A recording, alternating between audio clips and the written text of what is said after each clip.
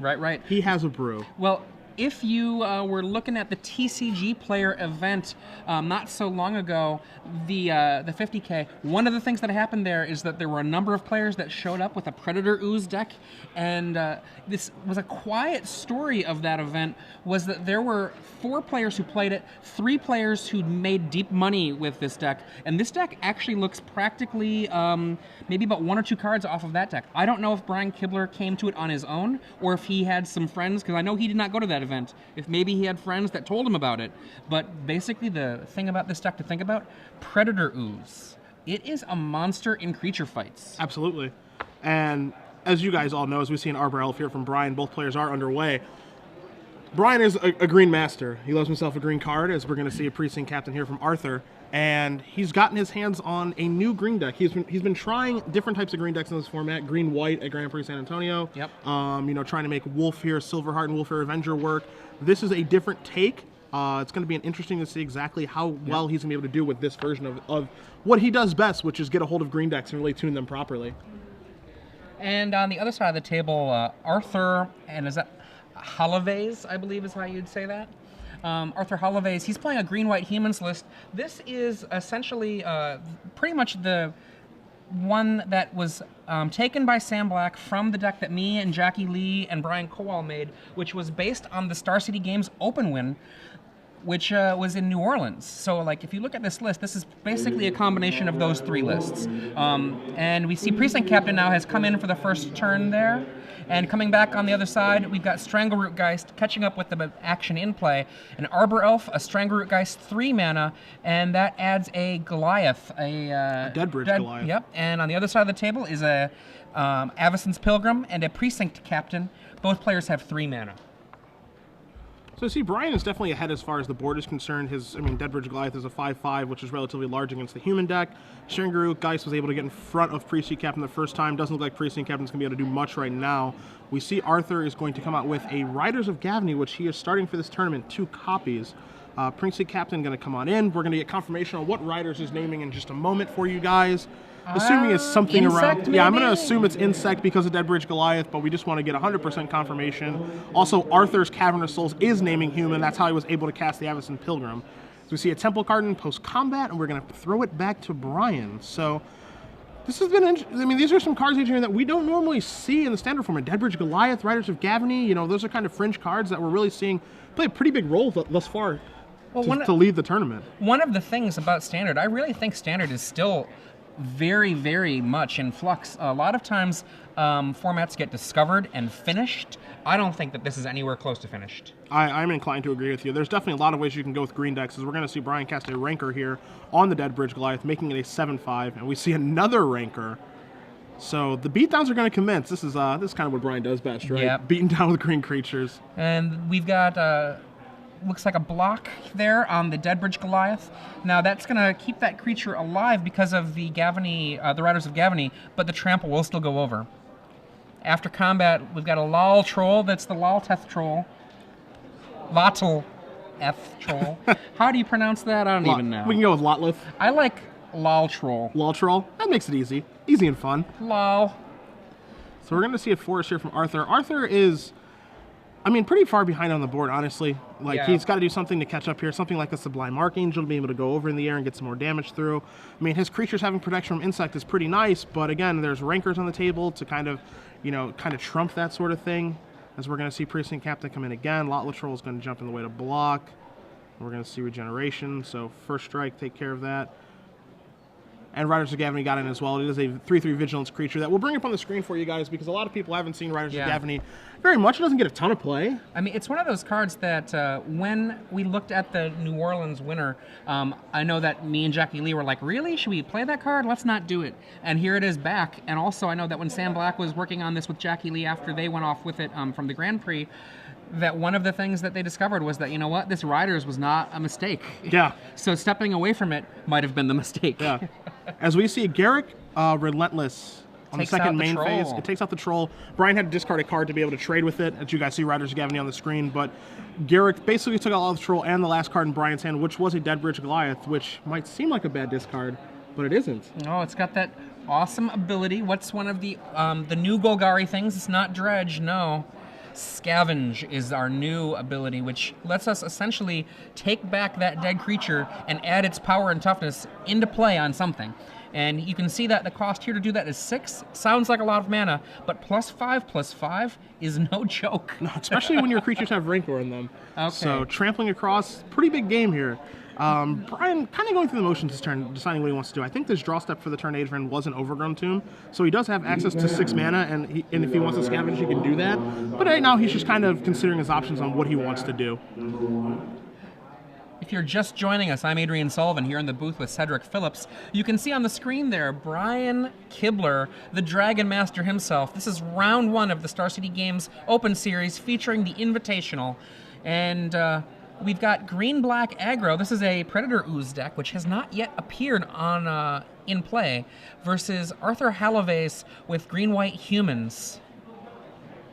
And Arthur wanted people to know at home that he does judge. He's local. He does do some judging as well, but he is one of the players that considers himself to be both a judge and a competitive level player. And I mean, he is qualified for this tournament, so he can definitely play a card or two.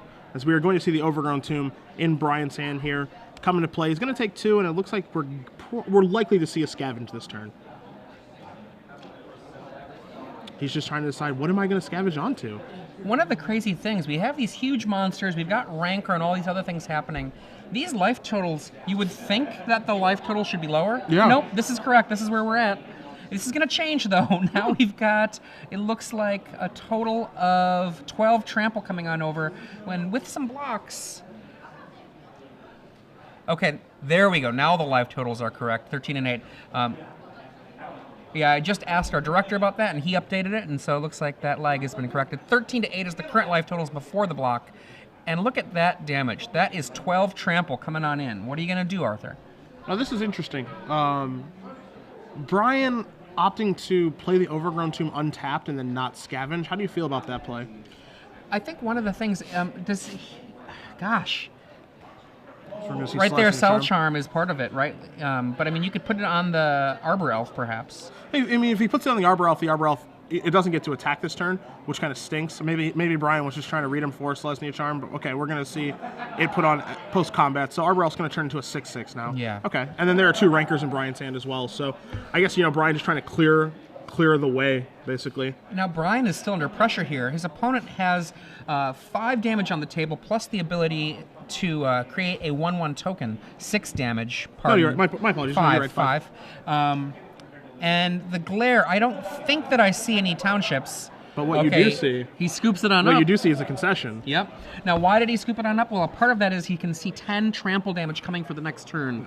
And I guess he doesn't see any outs. So, to the sideboard. Well, we'll go with Arthur first because Arthur is the one that's down a game, so he will be playing first and taking a look at that deck list. As far as things that probably Arthur walking in this tournament, I'm sure he was like, I didn't know it's going to be playing against Deadbridge Goliath this weekend. And other, large green-black monsters. He hasn't even seen Predator Ooze yet. Yeah. But either way, he is playing against a creature. He is playing against a green aggro deck with large creatures, so he does have these 2 Oblivion Rings on the board. Yep. Which I think you're going to be joining us. I think the 4 cards that are what I think of as the obvious cards are the 2 Oblivion Rings and the 2 Intrepid Hero. Intrepid Hero is white 2, essentially for a big creature murderer. You can tap to kill a creature of power 4 or greater.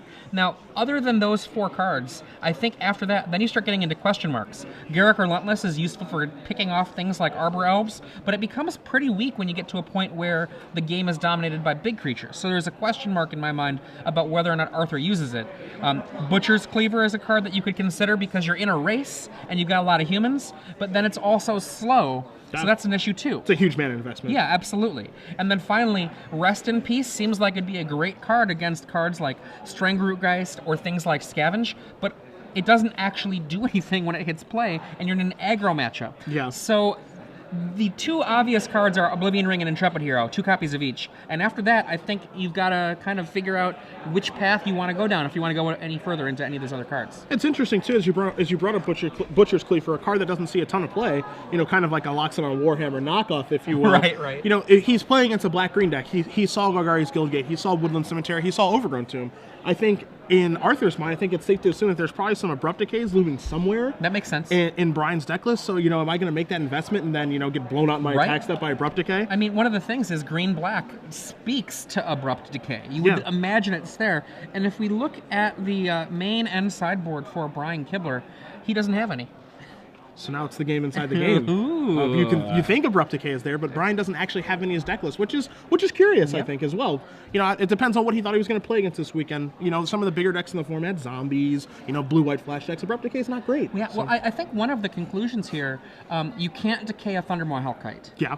And that is a card that you actually could have problems with. Can't decay a Falconwrath Aristocrat either. And he's got Tragic Slip, which could take care of a Falconwrath Aristocrat unless really weird things happen. And he's got Ultimate Price that can take care of a Thundermaw Hellkite. And I think that Brian's expectation is something that I found when I was playing Predator Ooze, is that you just beat up on the ground.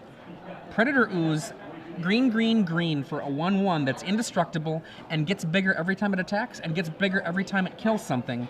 It's a +1/+1 counter. I just found in my own experience, you didn't have to worry about other creatures on the ground because the Ooze would just win the ground. Sure, it just wins the ground all by itself. And so he's like, I'm going to go with Ultimate Price. I'm going to go with Tragic Slip. I'm going to go with Garrick. And so part of the reason maybe he doesn't have Abrupt Decay is that. What he does have, though, I think that his Tragic Slips are going to be useful. And you see a card in the sideboard that's really funny, Ranger's Guile. What this card is, it's the no, you don't get to Selesnya Charm my absurd creature. Yeah. That is what it's for, is to keep your absurd creature from getting taken out. And I wouldn't be surprised to see some of those come in. Brian has 2 copies of Ranger's Guile in his sideboard. Other things that he has in his sideboard, 4 Duress, 3 Deathrite Shaman, not really great in this matchup. 2 Sever the Bloodline, I could see those coming in this game. The games between these 2 players, I don't think they're going to go extremely long, but I think they'll go long enough where, A, casting the first half of Sever the Bloodline is completely reasonable, but B, I wouldn't be surprised to see one flashback as well. Yeah. Other than that, you see 1 copy of Appetite for Brains in his sideboard, and you see 2 Tragic Slips, which I don't expect Appetite to come in here, of course. It's more for the Control Mirror, Supreme Verdict, Terminus, what have you. But I wouldn't be terribly surprised to see the other 2 Tragic Slips join us. Well, one of the things that both of these decks are going to do, so there's the classic discussion of what you do in beatdown on beatdown, and one answer is to go big, and another answer is to go controlling. Yep. And I think both of these players have a sideboard set up that in a matchup of another aggro deck, both of them plan on becoming slightly slower and controlling the game a little bit more. Sure. So it's really going to be about role assessment here, and who's a classic article, who's the beatdown. Right. Honestly, I mean, there's a reason why that article gets cited so much. If you get a chance, if you've never read Who's the Beatdown, use your Google. You can find it on StarCityGames.com. It's archived there. It's a really great article about how to understand what your role is when you're playing against another player who maybe has a similar deck to you.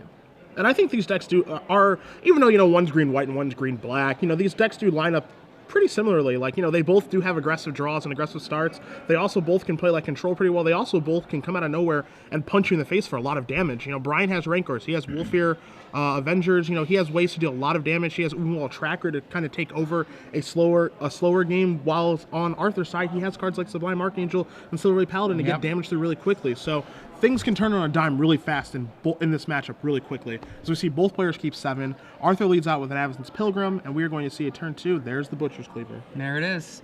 Now, the thing about this card is that the Cleaver is a card we almost never saw outside of Limited. In Innistrad Limited, the Cleaver, you could put that in an Invisible Stalker and your opponent would cry. I have, and I'm not too proud, but a win's a win. I believe that's a Riders of Gavany, but there's a lot of glare on it. I'm not sure. That is a Riders of Gavany, and we will get confirmation of what it is naming in a moment, but either way, we call that a combo with Butcher's Cleaver. But what we have here from Brian is the Predator Ooze that you spoke of. Yep. Now, that Predator Ooze, it's not going to do nearly as much work as it wants to do, because it's going to be able to be, jeez, that is a Rancor and a Cleaver.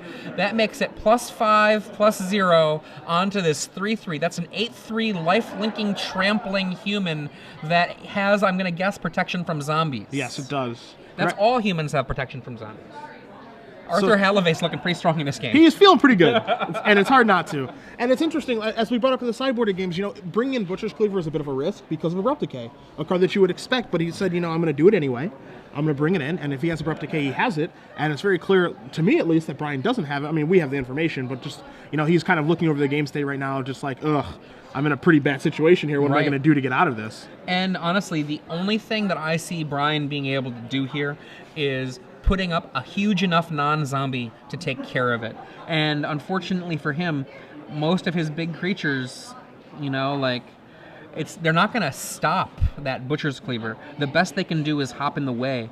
Wolfear Avenger can soak up 3 of the damage. If you've got 2 mana to regenerate, it'll stick around. But right now, Brian's in a lot of trouble. Now, if Brian had 20 more life, maybe he could mount up a defense. But, you know, he doesn't.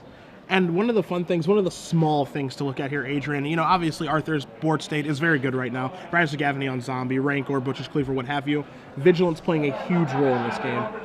You know, Brian could attempt to, it would be strange, but he could attempt to race, you know, Butcher's Cleaver in these sort of situations. He can't even do that now because Riders of Gavany gets to attack and block because of Vigilance. So, well, even with, oh, what's this? Okay. He's going to pay the price. Get out of here. You are dead. To pay the ultimate price. And the thing about it is, Brian can swing back and deal some reasonable amount of damage, but he's still facing a Cleaver. There's still a human out. And, yeah. I wonder, we've got a small pause. Our spotter at the table is checking on something, I believe. So what it looks like here is there was an ultimate price cast on Brian's creature. On Arthur's creature, the Riders of Gavany. He put the Riders of Gavany in the graveyard immediately. Rancor trigger. You know, we don't know if he was able to... Oh, boy. Is the mandatory trigger. Look at his face there. He looks unhappy. Yeah. Can't really quite tell. And it seems like, you know, they're going to decide exactly what happened here. If Rancor's going to go back to his hand or not. And so, yeah, it was basically like that. Smile. Yeah. So we're going to see exactly what the ruling is going to be, and we'll get confirmation for you guys on what the ruling is going to be in just a moment. But as far as other things are concerned in this game state, Brian is taking care of what I would say is the biggest problem thus far, which is the Riders of Gavany, you know, having protection from zombies, having the Vigilance creature with the Butcher's Cleaver in play, you know, not taking another hit. He was able to work himself out of that situation. Now he can try to get himself back in the game and get Arthur dead. But again, he is going to have to beat that Butcher's Cleaver, which he doesn't have an answer to in his main deck. Like, one of the things to think about is that when you have a Butcher's Cleaver and it's actually a real thing, like you've got humans, so you get to have the lifelink, that buffer of time that you get from gaining the life means that you can actually remount new offense even if they've answered your initial creature. So, I mean, Butcher's Cleaver, if unanswered, I mean directly answered, as you were talking about with Abrupt Decay, can cause real huge problems, because not only is your opponent's life going down rapidly, even if they actually kill creatures at different points, that buffer gives you time to bring a new creature out to pick up the Cleaver. And it gives you tons of draw steps too. You know, just being able to work himself out of maybe Mana Flood or something, because he is at 28. You know, he's not at 18. You know, he's not at 14. Yep. You know, it gives him more time to draw some of his better cards in his deck. And as you guys know at home, with Green White Humans, this is a heavy hitting deck. And it looks like the Rancor has been brought back to Arthur Halavais' hand. And there it is right now in Champion of the Parish, and we are going to see... Butcher's Cleaver doesn't tap for mana, there we go, but Avacyn's Pilgrim does. That was kind of funny. We're going to suit up and make another gigantic threat here with Champion of the Parish. Predator Ooze. Oh, I love that card. And it's funny, I was talking to the people that created the Predator Ooze deck for the TCG Championship, and one of the things about it, I had been trying to figure out how to make this deck work in mono green, and the answer was not mono green. It was the black for the lol trolls, for the prices, for the tragic slips, things like that. You see the Predators come in, it becomes a 2/2 immediately, and Brian is sitting back with his lol troll as a blocker. Can you say it for reals, though, instead of lol troll? Because you can actually say it. I'm just so used to saying lol troll. It's all that comes out of my mouth. I believe in you. I believe in you. Lotleth. Lotleth. I believe in you. Gavany Township comes down for Arthur. End of turn. Oh, it's a Wolfear Avenger. In the house. So Arthur is going to, you know, he's okay with basically, you know, building his guys via Gavany Township. I mean, this leads me to believe that Arthur doesn't have any other human cards in his hand for Champion of the Parish, so he's going to build up his creatures that way. Brian is going to try to catch up the best he can by establishing a board position with more creatures, with Lotleth Troll, with Wolfear Avenger. He can attack with Predators. That's the way he's going to have to go about doing this. Now, when Wolfear Avenger was printed, a lot of people presumed that it was going to really push its way into the aggressive green decks, and it didn't happen then. This was in the moment when Delver was a real deck, and by real I mean we had all of the supporting cards for Delver. And one of the things is formats change, and if Wolfear Avenger didn't quite make the splash people expected before, remember, a bunch of cards rotated out, and here we're seeing it in play. It could well be that where it wasn't working very well before, it works now. Arbor Elf joins the team for Brian Kibler. We're going to see a Gavany Township activation here for the end of turn with Arthur. I know that, and if you've read any of Brian's stuff, on SCG Premium side, you know that he is a big fan of Wolfir Avenger. He said it was very, very good for him at Grand Prix San Antonio, and it doesn't really surprise me. It's a card that a lot of people have kind of forgot has existed, and it's one that, you know, I could very easily hear many stories happening this weekend where, you know, it's just like, hey, guy attacked with his 2/2, and I sharked him with Wolfir Avenger, and it's just a card that just doesn't see a lot of play, as we see a Garrick Relentless here from Brian attempting to take down the Avacyn's Pilgrim. And he's going to activate Gavany Township in response, so it will trade with the Avacyn's Pilgrim, and now we're going to see a tragic slip on the Champion of the Parish. Rancor coming back to his hand, but the board is clear, and the Ooze, along with the rest of the gang, are coming in. Right. Look at that. Now, I'm actually really curious about Brian's deck, if he came up with this on his own, or if it's the deck that Lucas Carlson, who is a Wisconsin State champion, designed, or not. I mean, because parallel development is real. We see Oblivion Ring take out that Predator Ooze, good call. But yeah, I mean, just because one person came up with the deck doesn't mean someone else can't come up with it too. I'm curious to find out from Brian the genesis of the cards that he has right there in front of us. As we're going to see these guys come across here. Arbor Elf, Lotless Troll, and Wolfir Avenger coming across. And now Deadbridge Goliath post-combat. Brian, the world is your oyster, my friend. Look at all of that power. One of the nice things about this deck, I can already tell, the closing speed on this black-green deck seems like it's very real. You know, this deck looks like it can deal a lot of damage very quickly. We haven't even seen Dread Mangler yet or anything like that. Well, and the thing also about how this deck works, imagine that someone casts, you know, Amizium Mortars, or they cast a Supreme Verdict. If Brian is prepared for it, oh, and it's over. If Brian is prepared for it, he's got so much regeneration or indestructible or scavenge, he doesn't even usually care. It's like, oh, yeah, you got my elf. Attack you for 7. Well, so we see the Dragon Master, the Hall of Famer, Brian Kibler, wins 2-0 with his brew. That's a quick 2-0. With his brew. Predator Ooze, that's one for you. Very, very impressive. Now, one of the things that was kind of cool, you saw Arthur Halavais, what he did. He had an Oblivion Ring. It was his first opportunity for removal. What did he do? Took out the Ooze.